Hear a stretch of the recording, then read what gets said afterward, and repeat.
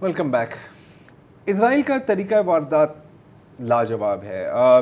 पहले अस्पताल को तबाह करते हैं, फिर तबाही का इल्ज़ाम अस्पताल के अमले पर डालते हैं और फिर वो देखते हैं कि यार किसी ने ना हमें रोका ना हमें टोका, तो फिर वो जाकर तमाम अस्पताल तबाह कर देते हैं। अब तक 32 अस्पतालों को मुकम्मल तौर पर तबाह कर दिया है।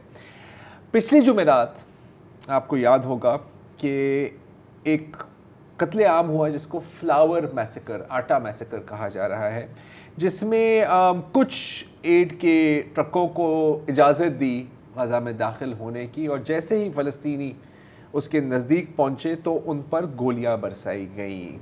मेरा ख़्याल है कि तकरीबन 200 लोग कत्ल हुए हैं, और जाहिर है इसमें भी इजराइल ने कहा कि नहीं नहीं नहीं, ये तो असल में एक दूसरे को मारा है इन लोगों ने, कुछ नहीं है। हालांकि तमाम डॉक्टरों का कहना है कि 90% जो ज़ख़म लगे हैं वो गोलियां या तो सर पे लगी हैं या तो छाती पे लगी हैं। मतलब शूट टू किल, पहले आप लोगों को भूखा मारो और फिर एक जैसे आप एक चूहे को नहीं पकड़ते, आप सामने खुराक रखते हो, फिर वो आता है आप उसको मार देते हो, बिल्कुल वैसे ही मारा गया है।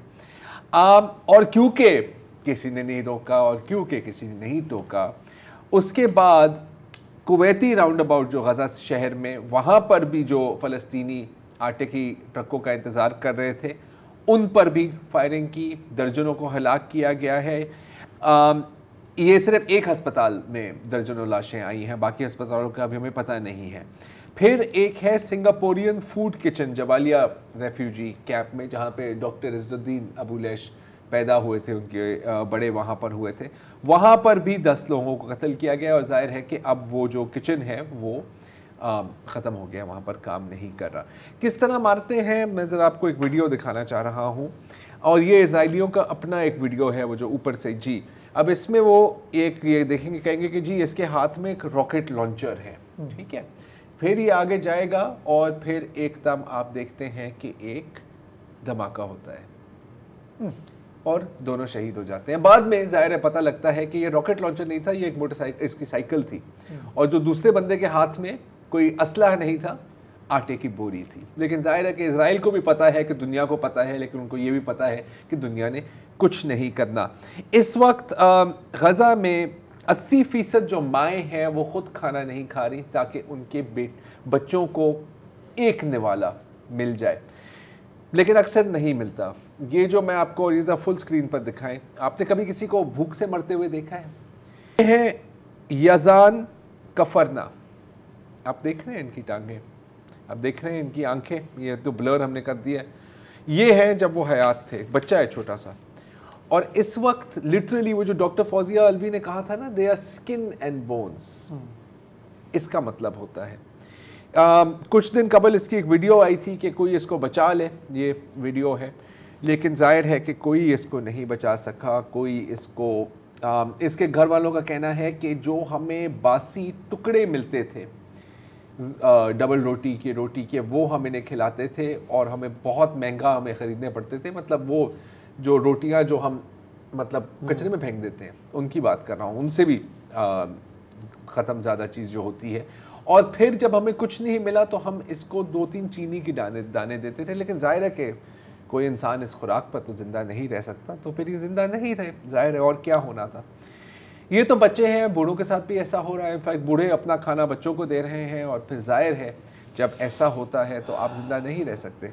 ये है हाजी अब्दुल रहमान अल दादू, वालिद अल दादू के ख़ानदान के रहने वाले के हैं, जो प्यास और भूख से मर चुके हैं। सर्च करें, आपको इसकी अनब्लर्ड तस्वीर भी मिल जाएगी, देखनी चाहिए।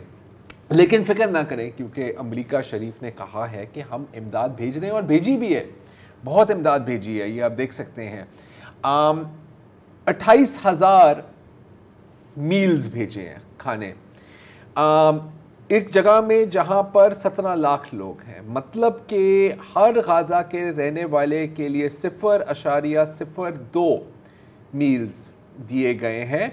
और जो अगर एक कोई एड एजेंसी गिराती तो आप कहते कि यार चलो ना होने से तो बेहतर है ना, ना होने से बेहतर है। लेकिन ये वो मुल्क है जो वही बॉम्ब्स दे रहा है इसराइल को, 2 टन बॉम्ब्स, जिससे गजा के रहने वालों का कत्ले आम हो रहा है। मैंने एक कार्टून देखा है यार, लाजवाब है, जरा मैं आपको भी दिखाना चाहता हूँ। राइट पे है अभी का कार्टून सीधे हाथ पर।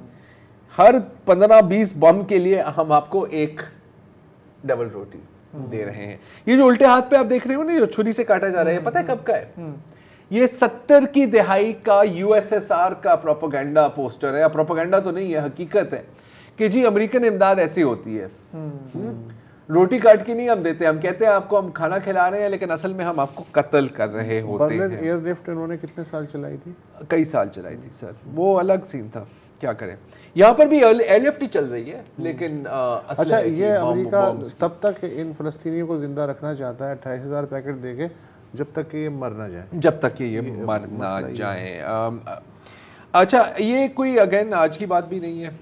2014 में एक डॉक्यूमेंट्री थी, मैक्स ब्लूमेंथॉल साहब ने बनाई थी, और उसका एक क्लिप मैं ज़रा आपको दिखाना चाह रहा हूँ। ये 2014 है, गजा जी, कुछ नहीं बदलता। अच्छा, एक और जो अभी रिपोर्ट आई है कि जो लाशें वापस मिल रही हैं ना फ़लस्तीनियों को, उनके ऊपर वो पोस्टमार्टम के स्टिचेस हैं, और फ़लस्तीनी डॉक्टर और फ़लस्तीनियों के जो रिश्तेदार हैं वो कह रहे हैं कि यार इनमें गुर्दे, दिल, कलेजी नहीं है। तो मतलब कि सिर्फ कत्ल नहीं कर रहे, उनके ऐसे भी चोरी कर रहे हैं। अच्छा, कि कुछ लोग हैं जिनके ऐसे आप चोरी नहीं कर सकते। यूरोमेड मॉनिटर के मुताबिक, और मतलब तस्वीरें हैं, मैं आपको दिखा सकता हूँ, इजरायली फौज फ़लस्तीनियों को बांधकर टैंक्स से कुचल रही है। आप देखना चाहते हैं कि कुचली हुई फ़लस्तीनी कैसी है? ये मैं आपको अगेन ब्लर्ड है, ये आप जरा अनब्लर्ड एक दफा देखिए। नहीं, हम नहीं दिखा सकते। नहीं, हम नहीं दिखा सकते। मैं आपको कह रहा हूँ कि आप सर्च करके देखें, क्योंकि और हम देख ही सकते हैं तो देखना चाहिए। इसके हाथ बंधे हुए हैं, इसकी टांगें बंधे हुई हैं, और इसको जानबूझकर रोड पर लिटाया गया, रेत पर नहीं, रेत पर तो शायद अब बच जाए। और इसके ऊपर एक 65 टन का टैंक गुजारा गया। और ये जो ये है ना, ये अगर इसको थोड़ा सा एक सेकंड यहाँ पे रोके, अब यहाँ आपको नज़र नहीं आ रहा, ये एक हिब्रू ज़बान के टेलीग्राम चैनल पर ये पोस्ट हुई है, और नीचे लोग हंस रहे हैं और कहें कि यार इनकी तो मुल्लों की इतनी बड़ी दाढ़ियाँ ही नहीं है कि इससे झाड़ू दिया जाए। ये हो रहा है।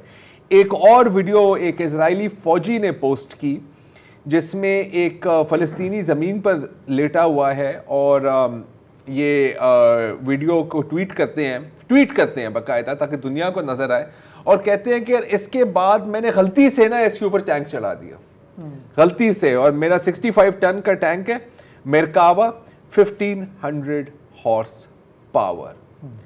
तो ये जो ये मतलब अब मैं ये अपने क्राइम्स खुद ही डॉक्यूमेंट कर रहे हैं। हाँ, लेकिन कौन रोकेगा? उनको ये लग रहा है कि जी कि ये हमारे लिए बहुत बड़ी तफरीह है ये, फिर हाँ, लेकिन उधर आईसीजे में भी काफ़ी सारा ये एविडेंस पेश हुआ है, लेकिन होगा कुछ या नहीं होगा? होगा कुछ नहीं, क्योंकि इनको दुनिया की सबसे बड़ी ताकत की हिमायत हासिल है।